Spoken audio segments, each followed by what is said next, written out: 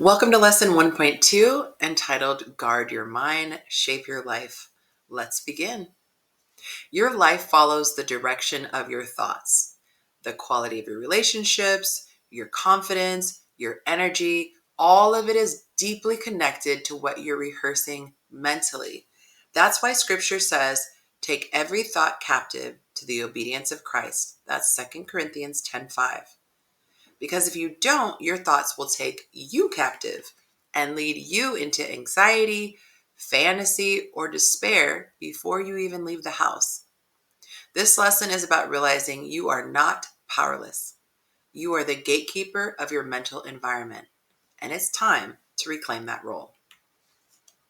By the time you finish this lesson, I want you to feel how powerful your thoughts are, not just know it. You'll start seeing the link between your beliefs and your experiences. We're going to take a look at where those beliefs are coming from, how the enemy will try to use them against you, and how to take your power back. And we'll do it with grace, not guilt. As I mentioned in the last lesson, the way that you think determines what you notice, what you allow, and what you attract.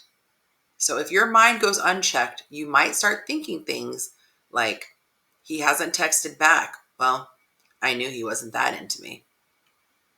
What if I said something wrong on the date? This is why I always get rejected. I'm probably too much or not enough. These thoughts sound small, but they carry massive emotional weight. They pull you out of peace and into panic, and often they're not even true. So let's take a moment to think about your relationship to your thoughts. When your brain offers you a thought, do you immediately believe it and freak out? Do you take everything your brain says to you super seriously? I used to, but then I learned to observe my thoughts and recognize that a lot of what my brain says is totally untrue and unhelpful. So let's take a deeper look. Let's go to the spiritual level. You have to understand the enemy doesn't need to wreck your love life. He just needs to whisper a lie and get you to repeat it over and over and over again. The battlefield is your mind. That's why the Bible takes us to take every thought captive, because not every thought is yours. Some of them were actually sent to you. And if you don't learn to filter them, you'll build your dating life around fear instead of faith. Now, this is some food for thought. The root of every anxious or obsessive thought in dating is this one fear. What if I'm not lovable? Let that sink in. That fear will make you overanalyze, overextend, and overprove. It will make you overthink a delayed text, for example. Your thoughts will say, if I were lovable, he'd ... These lies are dressed up as logic. It'll make you chase crumbs. It'll make you try to earn love instead of just receiving it. And that's why we have to look at every thought and ask, is this thought making me question my worth? And if it is, honey, right into the trash. Let's walk through an example of filtering a thought, see what that looks like, okay? So let's go back to this example. You text a guy and he doesn't text you back for a couple of hours. Step one, pay attention to when your peace shifts, right? You're like, starting to feel negative. Ask yourself, well, what thought just ran through my mind? Now, I want you to be curious and not judgmental. Just observe, okay, like a bystander. So after you take some time to think about it, you realize that subconsciously you told yourself, if I were lovable, he'd make time. And that doesn't feel good, right? Because you're saying, well, I must not be lovable because he's not making time. So we move on to step two. Take that thought captive. And I'm going to give you a visual because I work much better with visuals, okay? And I like to imagine my thoughts like this. The thought is the little guy sitting in the chair, okay? No thoughts are getting past me without getting questioned first. All right. So I'm the detective grilling this guy. Like, what, state your business. What are you doing here? Okay. Another visual that comes to mind is that of a goalie. You could imagine yourself as the goalie in the game, and the ball is the thought. In this scenario, obviously in soccer, there's only one ball, but in this, imagine there's tons of soccer balls flying around. Okay. Your job is to keep out any thought that doesn't serve you. The goalie couldn't be sitting on the field, right, cross-legged, playing with the grass, daydreaming. He needs to be on guard. He needs to be alert and ready for whatever comes flying his way. And I want you to also notice he's not over here making soccer balls. He's just fielding them off. Okay? So you are not responsible for a good majority of the thoughts that you have. Yes, of course, some you are thinking yourself, but a lot of them are just offered to you. So when you take this position, this is how detached you need to be from your thoughts. Okay? Just like he doesn't identify with the ball, he sees the ball is coming to him. I want you to detach from your thoughts and see them as something coming to you. So see them as something outside of you rather than something that is a part of you. Now, for those of you who want to learn more about this, I highly recommend this book. It's by Michael A. Singer. It's called The Untethered Soul. It is such a great book. Personally, I don't like to sit and read. I like to listen to audiobooks so I can be walking or doing something else. But this book is really great. It'll help you understand how to become more of an observer of your thoughts, which is why it's called Untethered. So you're no longer tethered to that thought. He has a really amazing way of explaining our relationship with our thought life with beautiful mental images, which is what I like. And it teaches us how to have a healthier relationship with our thoughts. The goal is to free us, right? We don't want to be bound like a slave to our emotions. And that's exactly how I used to feel before this verse just really set me free. Take captive every thought. I was like, wait, that means I have options. It was mind blowing. But before that, I felt like I was like out to sea on a tiny little raft trying to survive, the waves of emotions. But once I learned how to take my thoughts captive, game changer. So let's get back to step number 2, right? You're taking your thoughts captive. How do you do that practically? Well, let's go back to our example about the guy who's taking forever to text you back.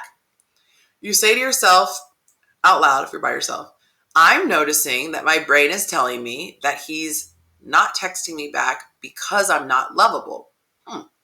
Interesting. Okay. And then you might say something like, well, it makes sense that my brain would default to believing that because I believed that for a very long time. But then here's where you shift to the analysis part, or like in the picture I showed you, the interrogation phase. You're going to ask that thought a couple questions. You say something like, what are the facts about the situation versus my thoughts about it? Is this thought true? Or is it just an old wound talking? If after you challenge the thought, you determine it's a lie, you can say, this is just a thought. It is not a fact. If it's not true, reject it.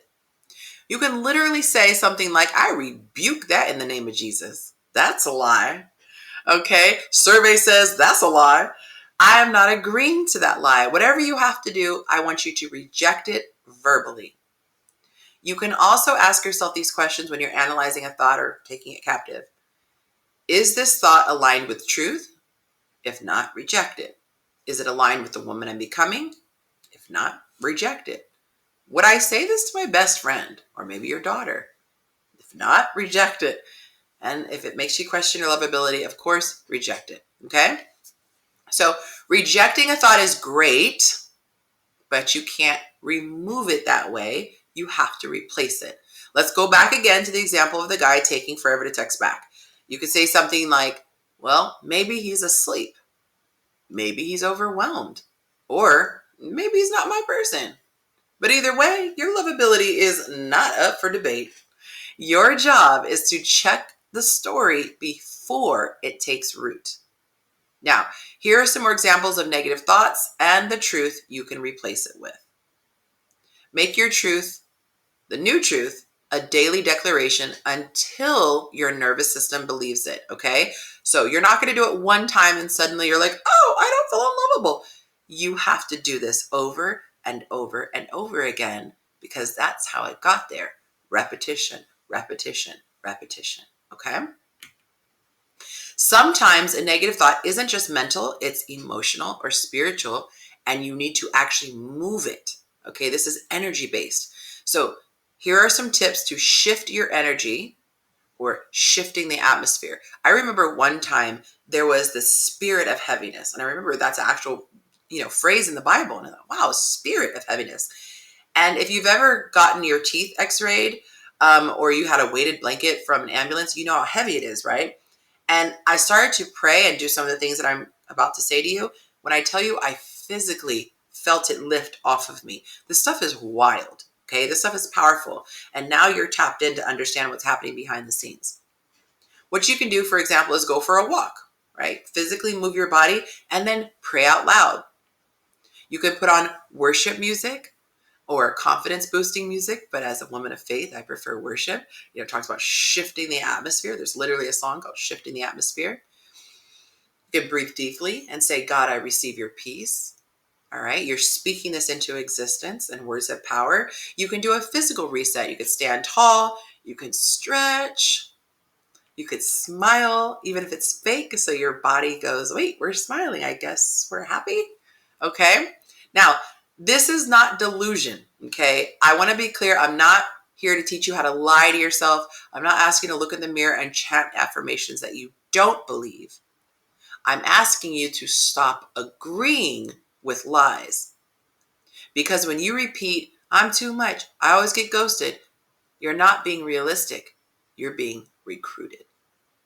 And that's not empowerment. That is spiritual warfare. Many of your beliefs were born during moments of pain. Maybe you got ghosted and you internalized it as, I must be too much. Maybe your ex cheated and you told yourself, well, I must not be enough. But listen, the version of you that believed those words, that lie, it was just trying to protect yourself. So you got to get her to grow up. You got to get her to the truth. Okay? She's not the same woman that you were back then. Or I should say, she's not the woman you are now. You are now wiser. You are now stronger. And you get to rewrite a better story. So when you talk to yourself, I want you to imagine that the current version of you is talking to the younger version of you. Speak to her gently, the way you would speak to your daughter or your niece. Now, let's call out some of the most common mental loops, okay? And I've been guilty of this one, the first one especially. If I have to ask, it doesn't count, right? Asking for what you need. Or I'll always be the one to love more. Or men always leave. These might sound familiar, okay? These aren't facts, they are habits. And they only get stronger when you don't change them. So from now on, your job is to interrupt the loop. Don't let that loop just keep going on repeat. Start asking yourself, would a woman who believes she's deeply lovable think this? And if not, release that thought. Okay? Every outcome in your dating life is downstream from what you think you deserve. That's why twins can have totally different experiences. You can't attract peace if your mind is chaos. You can't attract safety if your thoughts are steeped in fear. This is why we are doing the inner work, because when you shift your thought patterns, your energy changes. And when your energy changes, the men who approach you change too. Now, the thought pattern tracker is going to be your new best friend. Print it as many times as you need to. Use it to get honest, super honest. Write down what triggered you. Write down the story you started telling yourself. Write down how it made you feel. And then write down what's actually true. Okay, so print that out. Here's an affirmation to close with. I do not partner with lies. I guard my mind, speak life, and shift my thoughts to match the woman I'm becoming.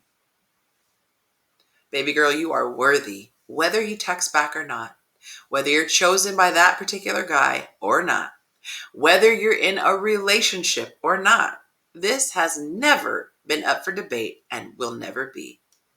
You were created in love, for love, and by love. The more you root your thoughts in that truth, the less chaos you'll tolerate. So guard your mind like your future depends on it, because it does. All right, we are moving on next to lesson 1.3 after you do your worksheet. I'll see you then.